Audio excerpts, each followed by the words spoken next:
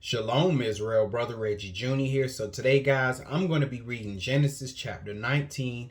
And with that, let's go ahead and get right into this. Genesis 19 and verse 1. And it says, "And there came two angels to Sodom at evening," meaning at night. So two angels, they came to Sodom at evening. Now, these are the same two angels or two men from Genesis chapter 18, because remember, Abraham saw three, but we found out that one of them was none other than the Christ, and the other two, those were actually angels. And at the end of chapter 18, we see them two angels, they left Abraham and they went toward Sodom, where here in verse 19, here those same two men or angels are right here.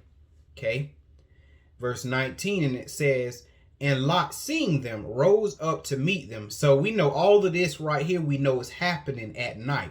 Okay, so Lot, seeing them, rose up to meet them, and it says, "And he bowed himself with his face toward the ground." Now, these two men are two angels, and we know because here we go, we see Lot bowing himself towards the ground. So we know that Lot is in the knowledge that these two men are actually angels. And with that being said, brothers and sisters, let's go ahead real quick and let's go to the book of Hebrews, because we are going to read Hebrews chapter 13, because I want to show you guys something.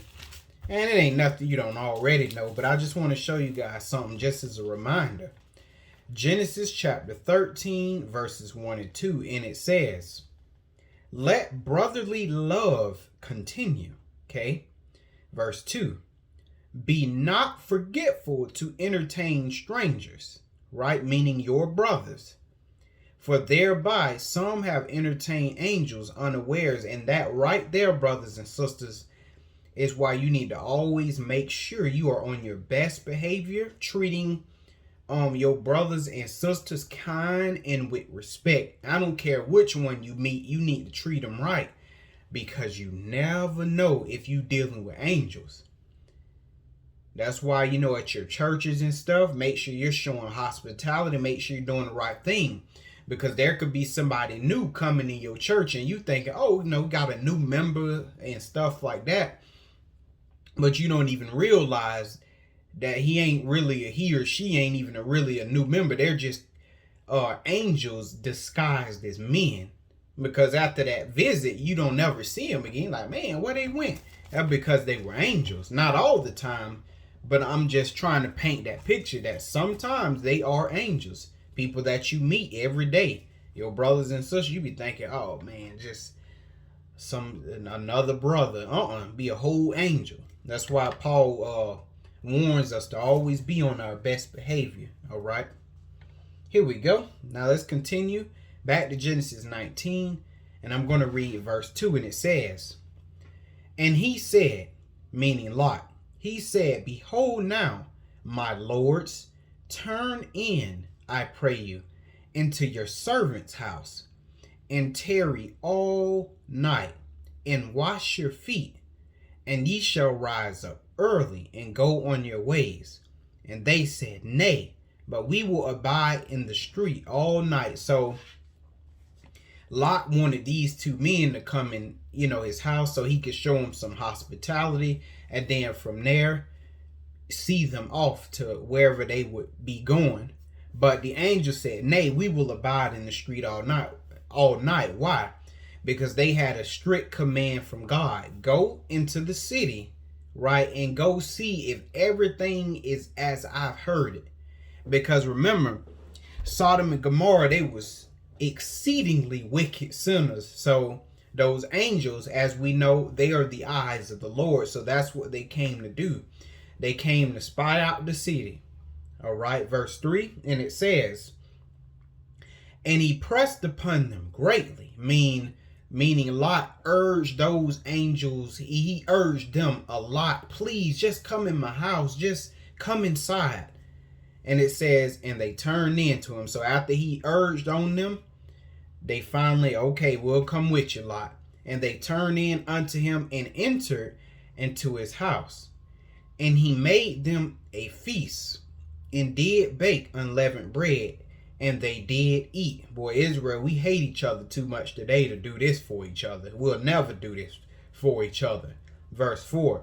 And it says, but before they lay down, the men of the city, even the men of Sodom, compassed the house round, both old and young, all the people from every quarter.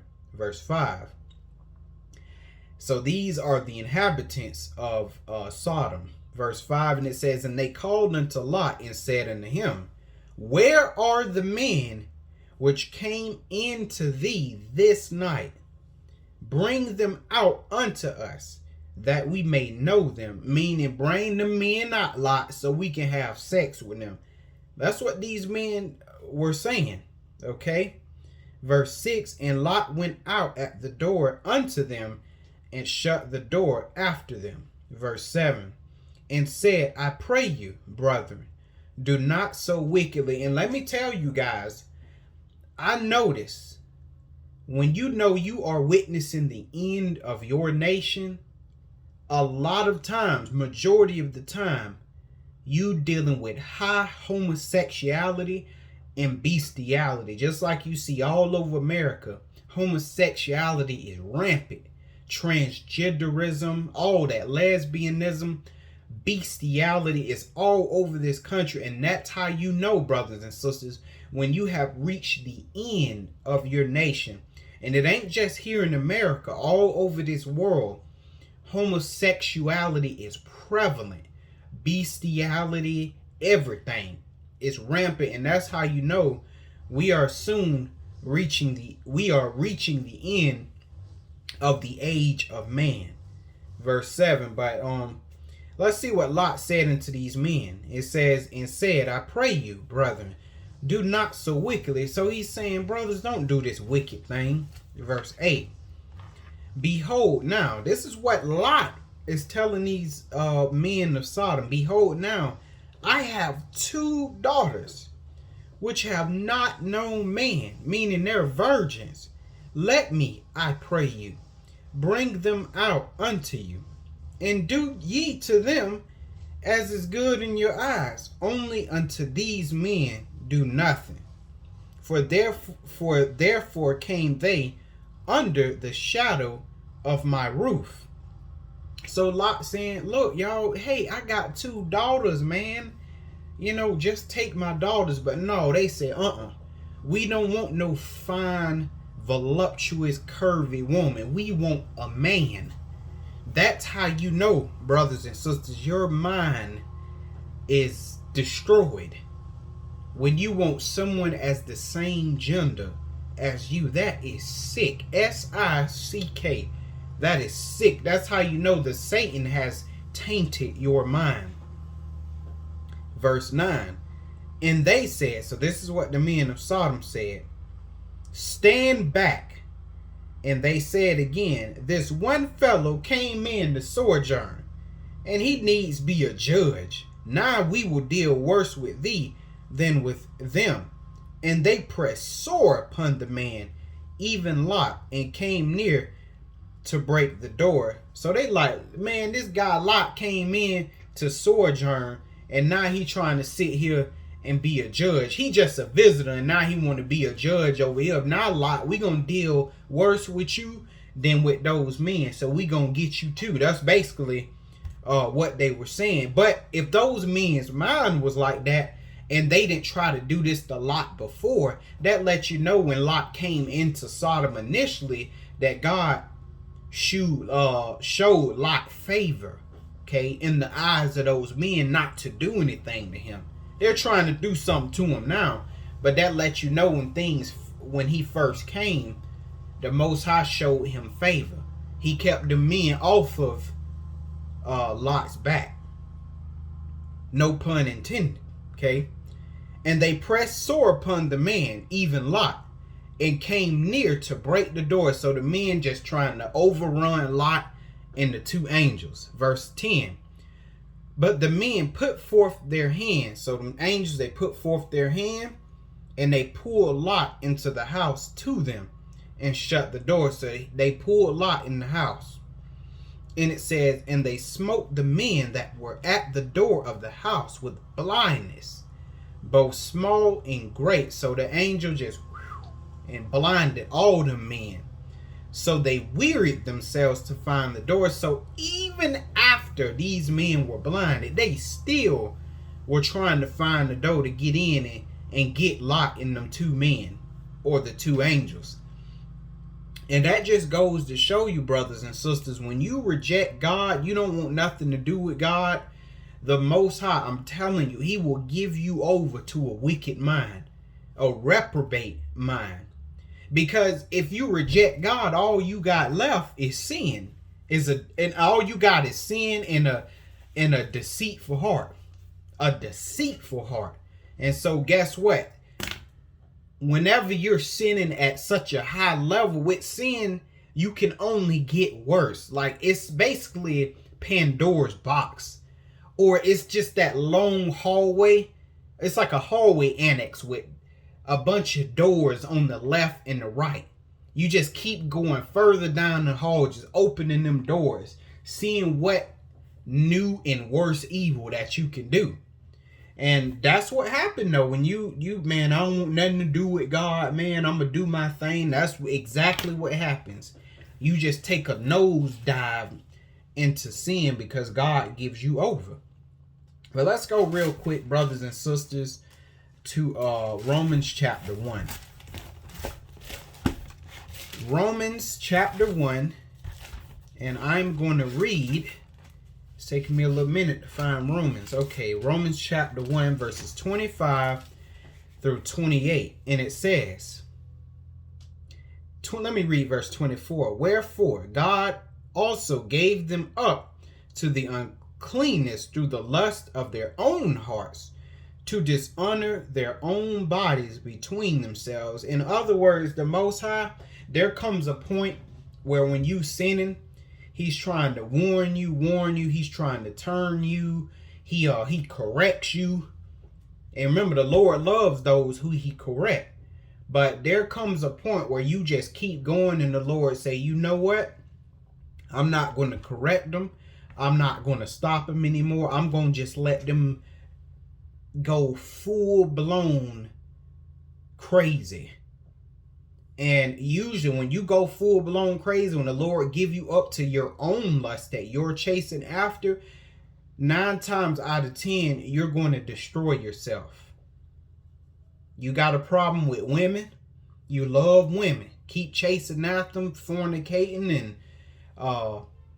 you committing adultery with men's wives. Well, then guess what? The Lord, he going to be trying to correct you at first, but after a while, he say, okay, I'm going to let him keep doing it, and eventually, you going to end up getting shot. Or something real bad going to happen to you. So, that's just the way it worked. And in the case of the house of Israel, they kept sinning. The Lord gave them over to eventually the Assyrians came and took them on up out of here. He got them out of here. And it says, verse 25, who changed the truth of God into a lie. Now, at this point, we dealing with the house of Israel, who are called Gentiles in the New Testament. It says they changed the truth of God into a lie. Well, how did they do that? Well, just keep reading. And worship and serve the creature more than the Creator, who is blessed forever. Amen. In other words, the house of Israel, or these Gentiles, in times past when they knew God, they didn't want anything to do with God. They turned to idol gods, and therefore the Lord gave them up. God gave them chance after chance after chance to eventually, he said, ain't no remedy. It's time to let these Assyrians come and get them. And them Assyrians got them too. Been scattered ever since. Now, verse 26, it says, for this cause God gave them up unto vile affection. For even their women did change the natural use into that which is against nature. I mean, the house of Israel went completely off. Men and men, women and women. The men and women sacrificing their children in the fire to the Baal gods, and then it was idol worship all over the place, women involved in heavy bestiality. I mean, after a while, the Lord like, man, I got to come get these people. And he got them in the form of those Assyrians. Verse 27. And it says, likewise also the men, leaving the natural use of the woman, and burn in their lust toward another. So men, they started getting with each other, having sex with each other.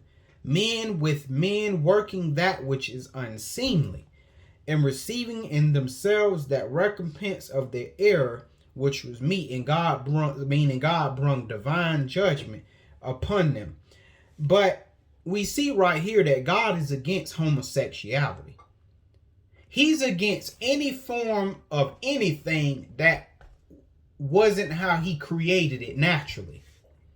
But yet you have preachers saying, well, that's just how it is. God still love you. You could still be gay and you could still serve God, but not according to the Most High. This is an abomination to the Most High. He destroyed nations. That's why he got the Canaanites out of there for practicing this mess right here. And he told Israel, if you engage in this homosexual behavior, this idolatrous behavior, he told them, I'm going to kick you out just like I did them Canaanites. And that's exactly what happened. The house of Israel went first, and then from there, the house of Judah, they went. God got them out of here. So one half went by way of the Assyrians, and the other half went by way of, let me just fast forward, they went by way of the Romans. Never been back to our homeland since. So I don't know what these Sunday preachers and stuff teaching, these Mormons and all of that. Listen, God ain't with that homosexual stuff. He is not with that kind of behavior. We're going to actually see here in Genesis, he destroyed an entire country because of this mess right here. 28. And even as they did not like to retain God in their knowledge. And you can read that the house of Israel, man, they didn't want nothing to do with God. Listen, man, we ain't trying to hear none of that. We trying to serve these Baal gods. And we gonna do what feel good to us. So what did God do? God gave them over to a reprobate mind, meaning I ain't gonna try to stop them no more. I'm gonna let them just plunge into chaos. That's what's happening to us right now in captivity. We are dying in the iniquity of our fathers. And the Lord, he's not stopping Israel either. He's only waking up a remnant of Israel from Israel and Judah, and the rest, he let them die in the iniquity of their fathers. That's literally how the Most High is doing. We literally watching it. All right, but that's it for now with that. Let's go back to Genesis 18. And I'm going to read Genesis 19. Let me see, verse 12 and 13, and it says, and the men said unto Lot, okay, these are the two angels, because remember, they pulled Lot back inside the house, and they said, Has thou here any besides? Do you got any more family that live here? Son-in-law and thy sons and thy daughters, and whatsoever thou hast in this city, bring them out of this place. So God sent them two angels. Hey, go see if the sins are as I've heard they are. The two angels or two men, they went. Yep, they confirmed it.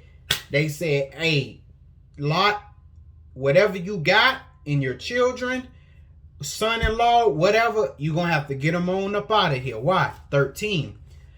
For we, W-E, for we. So they doing this on behalf of the Most High. We will destroy this place because the cry of them is waxing great, meaning the sins of Sodom and Gomorrah and the surrounding cities have reached up to heaven. And it says, is waxing great before the face of the Lord. And the Lord have sent us to destroy it. So them angels destroyed that place on behalf of the Most High. So whenever you see natural disasters and stuff, tornadoes or what have you, tsunamis taking whole cities and villages out, who did it? The Lord sent them angels to do it. He said, go wipe that city out. I'm sick of them sinning. He sent a hurricane category 4, 3, and sometimes he sent a 1 just to catch the people off guard. Oh, it's just a category 1. It's just gonna be light winds, totally devastate the place. The Most High don't play, man. I'm serious. So it's been determined by the angels and by God that they're going to destroy the place. So let's go ahead and go to 2 Peter 2:2, because we see that the angel told Lot to get himself and his family out. Himself and his wife, because I keep forgetting. Remember, Lot had a wife. Lot's wife was in the house. It never said her name or anything, but he did have a wife there. So them angels saying, hey, everything you got in the city, take it right on up out of here, because we finna destroy this place. Now, 2 Peter chapter 2 in verse 2. Yeah, 2 Peter chapter 2 in verse 9, it says, the Lord knoweth how to deliver the godly, right? In this case, Lot, out of temptations, and to reserve the unjust unto the day of judgment to be punished. So, brothers and sisters, I know we talked about the whole wilderness thing, how we are in the wilderness, and I know a lot of y'all nervous. Like, oh my goodness, what about all this drama that's going to be on earth and stuff? The Lord know how to keep you. You got to have some faith. It say the Lord knoweth how to deliver the godly out of temptation. World War III can happen right now. And I know that the Most High, I'm sorry, y'all, I had got a text message. That's why I was looking like that. But the Most High, he know how to take care of us. World War III come right now. Missiles shooting. They letting stuff. Oh, I know the Most High will take care of me, because the Bible says that he will, and I believe every word that the Most High says. So right here in these lands, he's taking care of us now in the midst of chaos. There's a famine in the land. There's poverty everywhere. People can't get jobs. All kind of stuff happening. But yet the Most High is still keeping the remnant that serve him and that trust him and that has faith in him. Because I can confidently say the stuff that's going on out here, that's not my situation. The Lord taking care of me. So when people say, oh man, it's just so bad out here, man. And I know it's bad. But when they say, man, it's just bad out here, man. It's hard. I can't find no job, man. And, I'm tired, man. People doing this and doing that. That's not my story, because the Most High, he taking care of me. And some of you guys, you can say the same for yourselves. Let's go ahead and go back, brothers and sisters. Back to Genesis 19. Got to figure out where I was at again. Okay, verse 14. And it says, and Lot went out and spake unto his sons-in-law, which married his daughters, and said, now this is very important. Now this is what he said to his daughters' husbands, basically his sons-in-law. Up, get you up out of this place. And a lot was saying this with urgency. Y'all, we gotta go right now, for the Lord will destroy this city. But what? But he seemed to the sons-in-law, but he seemed as one that mocked unto his sons-in-law. Let's go ahead real quick, brothers and sisters, and let's go to Ezekiel chapter 33. Ezekiel chapter 33, and I'm going to read verses 1 through 6. 33, 1 through 6. And let me say this. Just how those sons-in-law, how they mocked Lot, that's how our brothers and sisters mock us today, the remnant. Because the remnant, we say, hey, brothers and sisters, there is trouble on the horizon. All of this sin in Israel doing, all of this evil going on all over the world. I'm telling y'all, God finna bring some real evil on Israel and on this world like you have never seen before. And I'm telling you, especially Israel, they are going to cry. They're going to cry out. But what do the other brothers and sisters do? They mock us. They say, look, man, all of that stuff y'all, you talking about some God gonna use our enemies, the ones we playing with and stuff, to punish us. Listen, man, ain't none of that stuff gonna happen. Look, the world gonna just carry on. Stuff gonna get a little bad, but it ain't gonna be too bad. That's just, it's not gonna be as bad as you say it is. But I'm telling you, just like them sons, they gonna be caught off guard. Because right now we're being mocked. To my God gonna use our enemies, them same ones we having sex with and marrying all over the place, hate our brothers. Man, God ain't gonna use them people to do nothing to us. But just wait, brothers and sisters. Just wait, because some of y'all gonna receive the same fate as Lot's sons-in-law. But anyway, Ezekiel 33. Again, we're going to read verses 1 through 6. Again, the word of the Lord came unto me, saying, Son of man. Now Ezekiel, he is serving as a watchman on behalf of the Lord. Son of man, speak unto the children of thy people, and say unto them, I will bring the sword. When I bring the sword upon a land, if the people of the land take a man of their coast and set him for their watchman, if when he seeth the sword come upon the land, he blow the trumpet and warn the people.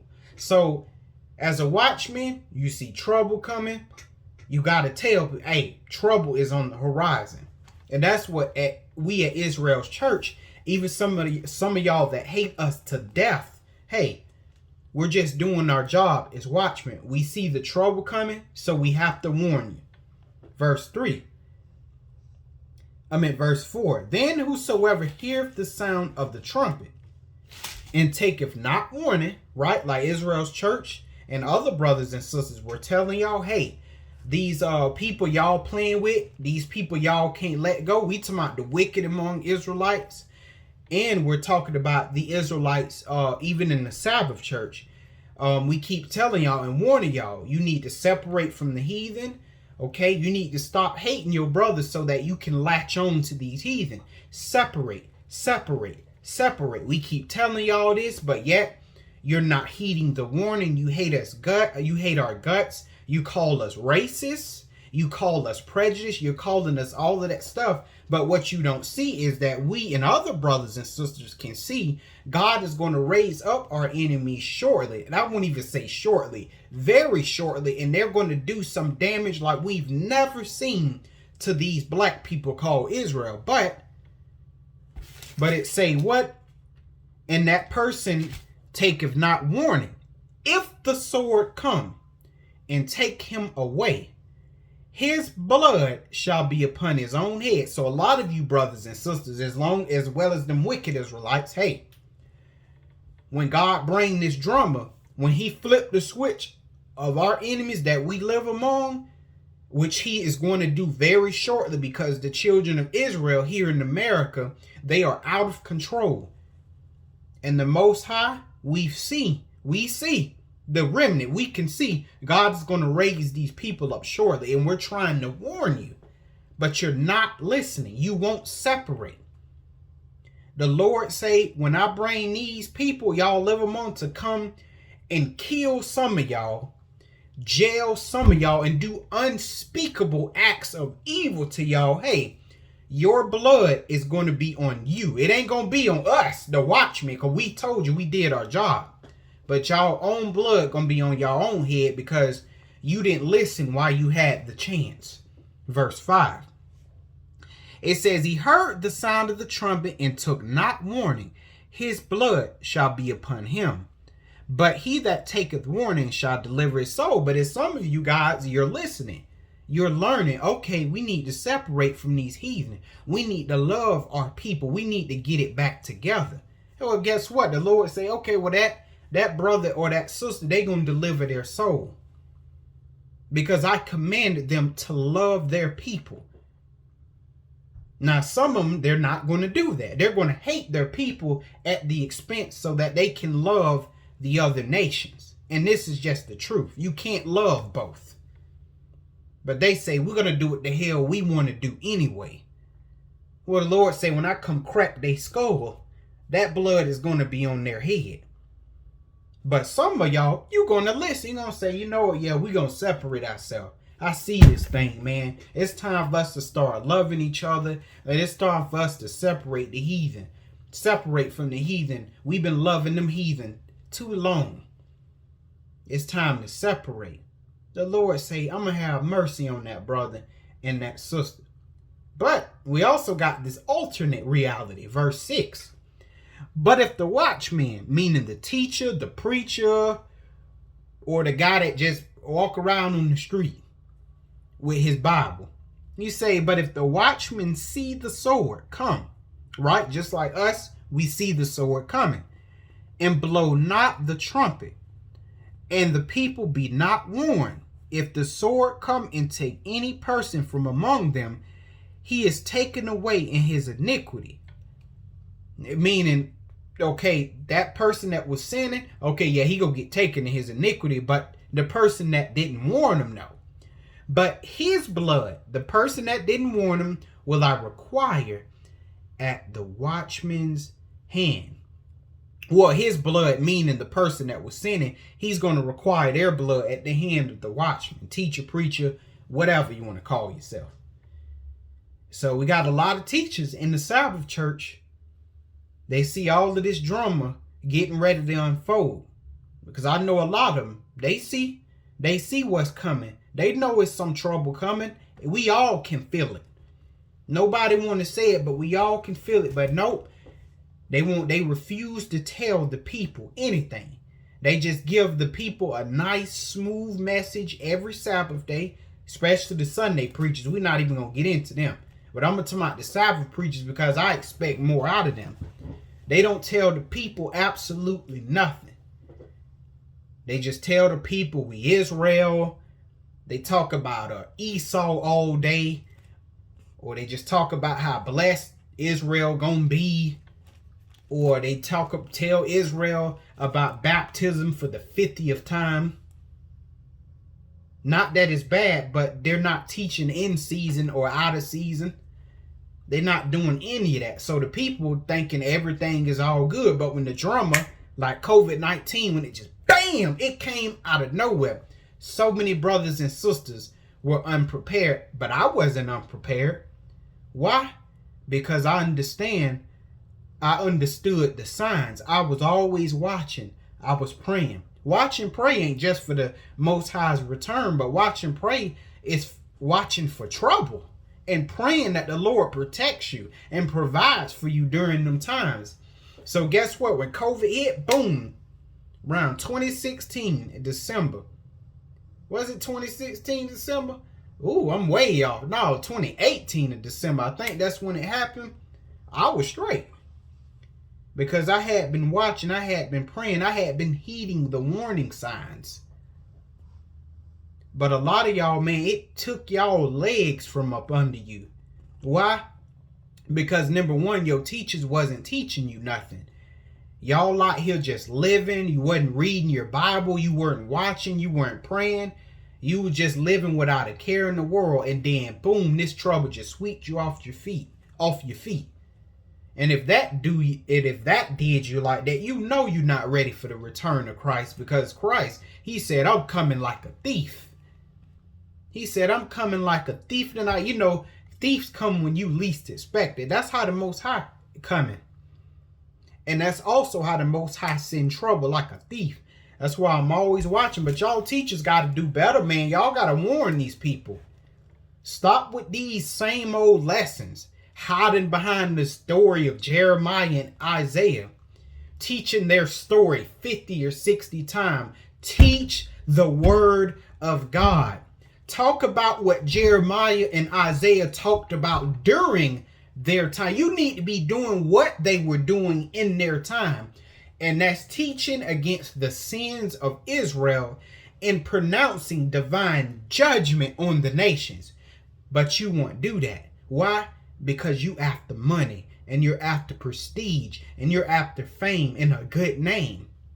That blood gonna be on your hands. I hope y'all know that. Now, let's go ahead and go back to Genesis chapter 19. And I'm going to read verses 15 and 16. It says, "And when the morning arose, then the angels hasted Lot." So they like, "Lot, you got to go. Let's go. Saying, Arise, take thy wife and thy 2 daughters, which are here, lest thou be consumed in the iniquity of the city." Now let's go ahead real quick, brothers and sisters. I'm going to try to speed this thing up just a little bit because I don't want to be here too long. Revelation 18 verses 4 and 5. Now, it says, the angel basically said, it's time to get out of here, Lot. Get your wife, your children, and get on out of here lest you be consumed with the iniquity of the city. Same thing that was said in Revelation 18 verse 4 and 5. And it says, "And I heard another voice from heaven saying, Come out of her, my people," talking about the children of Israel, "come out of Rome, that ye be not partakers of her sins, and that you receive not of her plagues." That's why the Lord is trying to get you, brothers and sisters, to separate from the heathen. Separate from the heathen and separate from these wicked Israelites. Separate yourselves. Okay? Verse 5. "For her sins," meaning Rome, "have reached unto heaven, and God have remembered her iniquities." Now this is in the future, but still the Lord is sending a warning out, and this warning extends even to our day. Hey, come out of Babylon, come out of Rome. You can't do it physically because this whole world is Babylon, but up here, come out of her up here. So that way when God brings divine judgment, you ain't caught up in some mess. Okay? Now, I need to keep reading verse 16, and it says, "And while he lingered," oh Lord. So the angel telling like, "Amen, get out of here." It says while he lingered. So Lot sat around like that. He's still standing around. Now watch what it says. "The men laid hold upon his hand." They took Lot. "And upon the hand of his wife." They took his wife. "And upon the hand of the daughters." So they took them all. They took them. The angels physically took them. And watch, this is the most important part. "The Lord being merciful unto him," meaning merciful unto Lot. "And they brought him forth and set him without the city." Do you know what that means? The Lord being merciful to him. Even after hearing the warning, Lot was still standing around. It said the Lord being merciful, meaning God could have said, "Oh, heck no. Rain that fire down right now. Get consumed, Lot, all of them." Because he wanted to take his time, just consume them all. Well, this the kind of God we dealing with. No, but it said the Lord being merciful. Them angels went ahead and just took them and brought them out of the city, meaning Lot and them would have gotten destroyed if it wasn't for God's mercy. Because when God tell you to do something, damn it, that is what he mean. And that's a message to the remnant. God tell you to do something, you better do it. Don't you hesitate because it's friends. Don't you hesitate because it's family. But yeah, Lord, but I don't want to leave my family. I don't want to leave my friends behind. Man, when the Lord tell you to do something, that's what he mean. So when he tell you to separate it, that's what he mean. Separate. Get up out of Babylon now. So the Lord has been very merciful. And I know he was merciful to me, boy. Because, whoo, I was a mess. 17. Let me see. 17 through 22. And it says, here we go. Here we go. Actually, let me go real quick, brothers and sisters, to Ezekiel 14. I wasn't going to read this, but I'm going to go ahead and read it anyway, because remember it said the Lord, not the Lord, but it said the angels, they told Lot to get his wife and his children and get up out of the city because the Lord was going to destroy it. Ezekiel 14 verses 12 through 14, it says, the word of the Lord came unto me again, saying, Son of man, when this land sinneth against me by trespassing grievously like Sodom and Gomorrah, then will I stretch out my hand upon it, and I will break the staff of bread thereon. Now you see why America is suffering. And will send famine upon it. Now you see why America is suffering. And will cut off man and beast from it. Now you see why people in America are dying in big numbers all over the place. It says, down to 16, it says, though these three men were in it, in America, in Haiti, in Germany, in the Congo, it don't matter. They sinning. As I live, saith the Lord God, they shall deliver neither their sons nor daughters.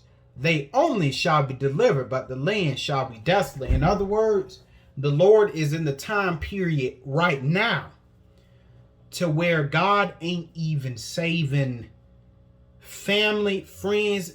If you yourself have to serve God. God is no longer doing that righteousness by association. Well, he righteous, so I'm going to save him and his family. No, God, like, I'm only saving him. So that's why make sure your children are serving God.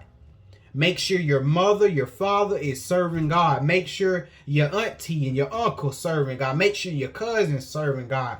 Because I'm telling you, when the drama start, when God bring this punishment, especially on America, because God is bringing it, it's imminent, it's literally right around the corner. You have to be a fool to not see it. Your family, mark my words, because you're going to think about this later. When your family comes and try to run to your house, God, first of all, God gonna make sure they don't even make it to your house. God gonna seal you off. He gonna make sure they feel this punishment. The Lord ain't in that business of the days of Noah anymore. He like, no, everybody's gonna die for their own sin. Ain't no more of that, well, you know, I'm righteous, so I know the Lord gonna save my son. No, sir, he ain't doing that no more. If you a righteous family, but you got wicked sons and daughters, he gonna take them wicked sons and daughters out. That's just how the Lord operating today. So, brothers and sisters, teach your children. Hey, try as best as you can to make sure your family's serving God, because he ain't playing. Now, back to Genesis 19. And I'm going to read 17 through 22. We almost done, y'all.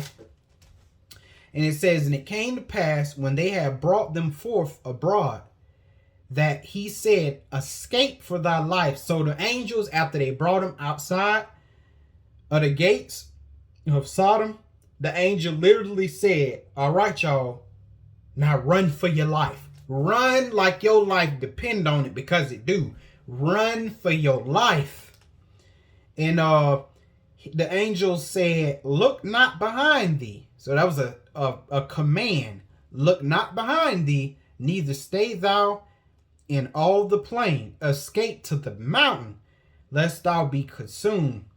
So that let us know that the angels, they plan on destroying the cities and the surrounding cities, as well as devouring the plain. And he told them, don't look back either. Verse 18. And Lot said unto them, oh, not so, my Lord.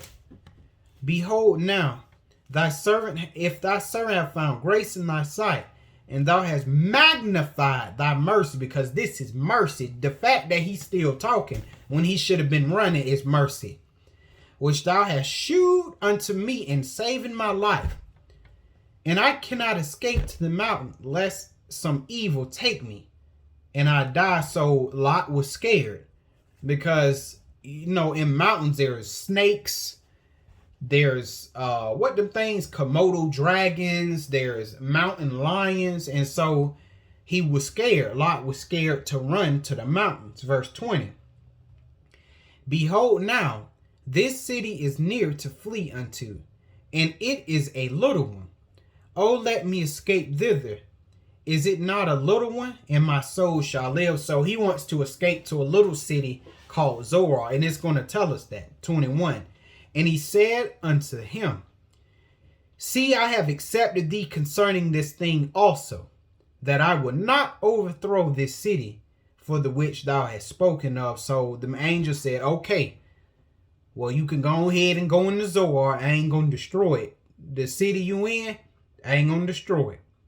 Verse 22, he said, haste thee, escape thither. Meaning, all right, now get out of here. For I cannot do anything till thou be come thither. Therefore the name of the city was called Zoar, the city of escape. So them angels was given strict orders. Don't you destroy that place until you get the righteous out of here. And that lets you know, brothers and sisters, that in all of these nations that we're in, the only favor that we have is that not Israel, the only favor that they have is that the righteous Israelites, the remnant, I'm talking about the remnant, I'm talking about that super small amount, is that we are in these nations. That's why these nations haven't been completely overthrown. See, let's take America, for example. God took out all the remnant. I'm talking about every last bit of the remnant of Israel out of there. The remnant, the righteous I'm talking about. The Lord will finish this place. That's the only America and the rest of the nations, that's the only favor that they have, is that the righteous remnant is among them. Otherwise, they would be completely destroyed. The Bible even tells you, the Bible says that the wicked, they don't even consider when the righteous are being taken away, meaning dying. They don't even consider it, because when there's no more righteous, God bringing the hammer down on them. But anyway, let's go ahead and do I want to keep reading? Yeah, well, let's go ahead and go to Ezekiel. I wasn't finna go here, but I might as well. I'm almost done anyway with all of this. Ezekiel chapter 9. This is about the Lord sparing the righteous. That's what I'm about to read. So Ezekiel 9 verses 4 through 6, and it says, And the Lord said unto him, Go through the midst of the city, okay? Through the midst of Jerusalem, or let's just say it like this. Let's bring it to modern times. Through the midst of America, and set a mark on the foreheads of the men that sigh and cry for all the abominations that be done in the midst thereof. And I'm one of them that sigh and cry every day of this foolishness I see in America. Verse 5. And it says, let me see. Let me read the middle of verse 4 again. Set a mark upon the foreheads of the men that sigh and cry for all the abominations that be done in the midst thereof. Verse 5. And to the others he said, in mine hearing, go after him through the city and smite, and let not your eye spare, neither have pity. And the Lord still do it this way in 2021.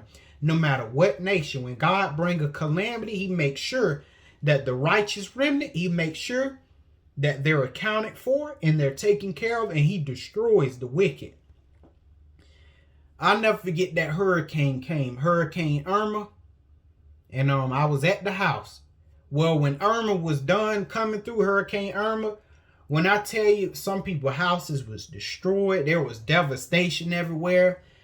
Some houses weren't destroyed, but there was sticks and branches all on top of people's house. One guy, a whole tree fell on his house, and it was the saddest thing ever, man, to witness a brother. But in some people's house, they had sticks and huge branches everywhere, all over in their yard. When I kid you not, at our house, okay, we didn't have a single branch. We was literally unscathed. If y'all could see it, it was destruction. It was destruction, by house, destruction, clean. Destruction. But right here in our house, clean. That ain't no coincidence, brothers and sisters. The Lord will keep you. I'm serious. If you truly got faith in the Most High and you truly doing thus saith the Lord, he will keep you in times of calamity. But back to Ezekiel 9 and verse 6. Slay utterly old and young, both maids and little children, and women, but come not near any man upon whom's the mark. So the Lord, he marks the righteous. Before he judges the place, he always marks the righteous to keep them out of harm's way. And he says this, begin at my sanctuary. And they begin at the ancient men, which were before the house. Boy, this thing here, man, it ain't no joke, man. It ain't no joke. But now back to Genesis 19. And I'm going to read verse 23 through 26. And it says, now remember, all of that stuff, it happened at night. And now the angels, Lot has escaped the Zoar. And now I want you to watch some 23. The sun was risen upon the earth when Lot entered Zoar unto Zoar, meaning it was the next day. It was a new day. The sun was risen on the earth, and it said 24. Then the Lord rained upon Sodom and upon Gomorrah brimstone and fire from the Lord out of heaven. And man, I can only imagine them screams. I can only imagine the quaking, and I can only imagine the terror that was going on throughout the city. I mean, y'all probably wouldn't even be able to comprehend them screams that you heard. Just utter devastation, just an utter destruction. Utter destruction. Verse, where am I? 25. And he overthrew those cities and all the plain and all the inhabitants of the city and that which grew upon the ground. But his wife looked back from behind him, and she became a pillar of salt. God gave her a command through them angels. She didn't listen, so she became a pillar of salt. 27. And it says, well, hold on. Because the Lord, he documented Lot's wife. He documented Lot's wife in Luke 17. Luke 17 verses 26 through 32, and it says, and as it was in the days of Noah, so shall it be also in the days of the Son of Man. They did eat, they drank, and they married wives, and they were given in marriage unto the day that Noah entered into the ark, and the flood came and destroyed them all. Just like in America and in the rest of the world, everybody they still getting married, still partying, still having fun, not understanding that God is going to bring divine destruction on them. 28. Likewise also, as it was in the days of Lot, they did eat, drink. Now this is to the inhabitants before that fire and brimstone rained down on them, meaning the next day. It says they bought, they sold, they planted, they built. And so the Lord literally let them go on. And when as Lot was reaching Zoar and stuff, Lord let everything go on like normal. And it even said the sun was upon the earth. So they probably thought, whoa, it's just another day. Verse 29. But the same day that Lot went out of Sodom, it rained fire and brimstone from heaven and destroyed them all. I tell you what, and that's how it's going to be. That's how it's going to be, man. When the Most High come back, he said, I'm coming back like a thief. That means everybody going to be buying, selling. Some people going to be driving to work. Some of us going to be working. Some of us going to be married. And boom, that sky going to roll back like that. Boy, I can only imagine. That's terrifying. 30. Even thus shall it be in the day when the Son of Man is revealed. See, I told you. 31. In that day he shall be upon the housetop, and his stuff in the house. Let him not come down to take it away. And he that is in the field, let him not return back. Remember Lot's life. And you know, it's funny because that's how the Lord sees it even right now. The Lord like, listen, I done brought you out of Babylon. Don't you look back, because some of y'all, the Lord that brought you out, he changed your life. You keeping the commandments now. You have the faith. But some of y'all, every now and then you look back. You look back in the world. And when you look back, just how she was turned into the pillar of salt, that world gonna pull some of y'all back. That world gonna pull y'all right back into it. That's why you got brothers and sisters leaving the truth. They leaving for women. They're leaving for money. They're leaving because they couldn't take God's holy days no more. So they went back in the world so that way they could keep holidays. Why? Because they did this. Boy, I sure do miss that. That's basically what Lot's wife did. She missed it. I sure missed that. And it got him. Got her, and it's going to get some of y'all. Don't look back. God took you out of a certain situation. God took you out of the world. Keep it that way. Don't look back. But now, back to, no pun intended, Genesis 19.